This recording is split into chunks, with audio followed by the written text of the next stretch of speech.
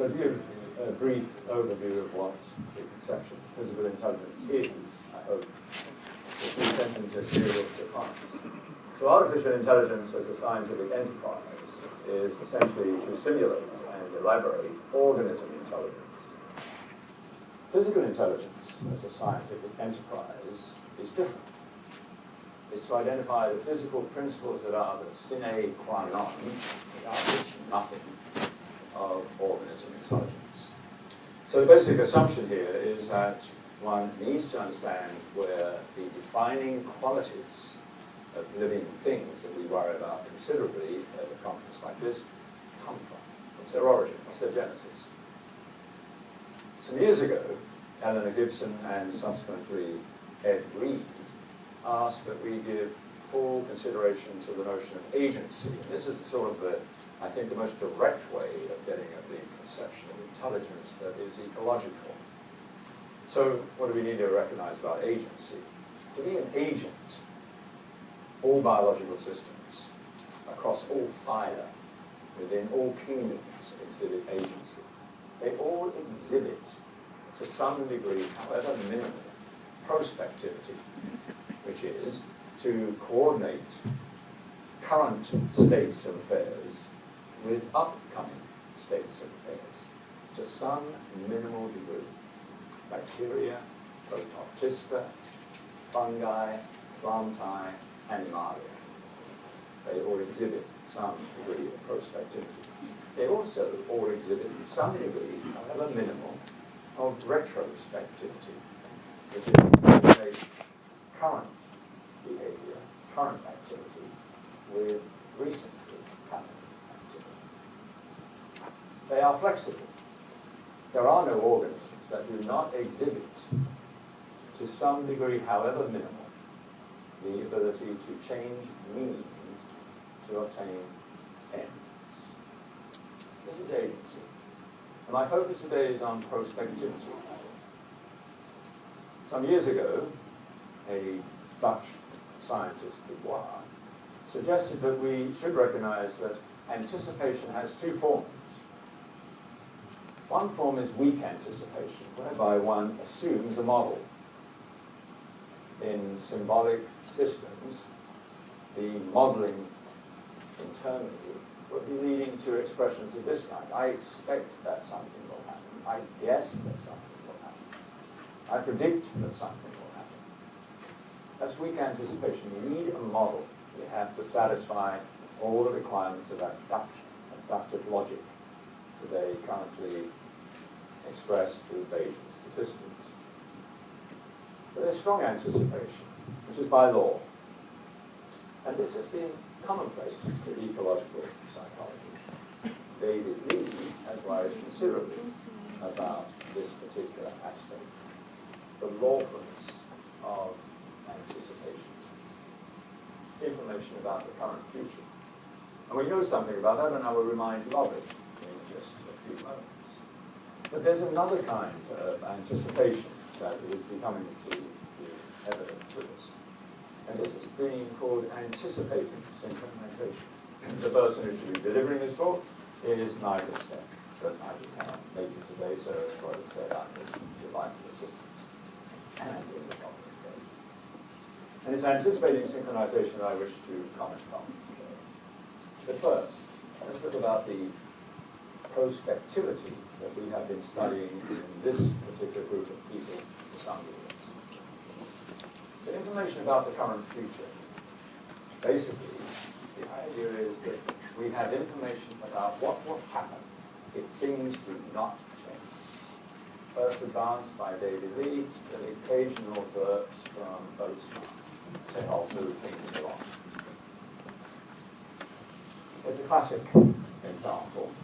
The term tau here is referring to a particular optical variable, the inverse of the relative rate of dilation of a closed optical contour specified by the time at which something will in fact happen. What will happen if things do not change is the behavioral side of information about what's going to occur. So in this case, the person running across this terrain on a treadmill is seeking to move from one spot to another. This is a tau gap, as they would say, and tau gaps can come in many forms. If I am running across terrain where I need to find safe footing, then I need to be able to coordinate my gaze from place to place. I have a tau gap for gaze, I have a tau gap for foot distance, and I have a tau gap for forces. A particular phenomenon that allows us to see what we need most clearly is the optical problem. There's my beloved. As she often says, I'm not allowed to do any tangents, my Heavy beloved Claire Michaels. And so we get a good feeling of the sentence about what will happen if things do not change by using the outfielder problem in baseball, in cricket, and perhaps some constrained games played. If I am standing in a play, I will not catch the ball. The ball will not be where I am. If I'm standing at C, the ball will not be where I am. I need information about where I should be, which is B. And A, what you see is that there is a change in the acceleration, optical acceleration of the ball. And there's also a change in the optical acceleration of the ball at C. But at B, there is a constancy. And that's where I need to be in order to intercept the ball. Synchronize the ball's optical acceleration so moved as to keep it constant. That is to say, be in situation B, if you will, all of the time. These are examples, then, of what will happen if things do not change. If I'm standing at A, what will happen if things do not change is I won't catch the ball. If I'm standing at C, what will happen if things do not change? I will not catch the ball. I have to so move to get into a B situation, you'll permit me, to get into a B situation with the optical activity, as it were, of the ball. Let's look at the lawful basis for prospectivity in the large, for all organisms. So you heard me comment yesterday, and this is my standard thesis these days, that ecological psychology is about all these things. It's not just about humans. It's about all of the 96 phyla that constitute our planet. So here's Plasmodium, everybody's favorite these days. This is a slime mold. It is a unicellular organism. But when things are tough, when it needs to restore the consequences of its dissipation, it needs to get food, it will aggregate and form a multicellular organism. And it spreads. This is one of my favorite kinds of Plasmodium activity. It's actually spreading to get whatever it can from this beer can. Hold on to your beer cans, don't let the slime molds do your beer, as my father would certainly say. And here's Plasmodium. This thing has now become an aggregated, constituted entity, and we submit it to a dry, wet cycle. It prefers wetness, it prefers dampness. It moves when things are damp. It prefers not to move on nutritional and other grounds when things are dry. So we put it into a dry, wet cycle. So this thing's just assembled itself. And now it's in a dry, wet cycle, and this is its behavior, you see. So its speed declines in dry, it increases in wet, declines in dry, increases in wet. But the scientist stops the periodicity of the dry, wet cycle, but not Plasmodium. So Plasmodium stopped the cycle. It's acquired it. This thing just made itself up, has now got a cycle. And in fact, if we were to place one of these events again somewhere back here, you'll see that Plasmodium, as it were in quotations, remembers, comes back to the cycle. This is the mechanism by which such things may occur. Introduced by Voss in 2000, and it's created a small cottage industry in modern science. We have a master system given by X star equals some function, okay? And you have a slave system given by Y dot equals GY, plus a coupling. K is a coupling strength, and it's modified by x minus y tau. So the blue curve is a master system. The green curve is a slave system in this cute language. And the delayed feedback minimizes the difference between present x and earlier y.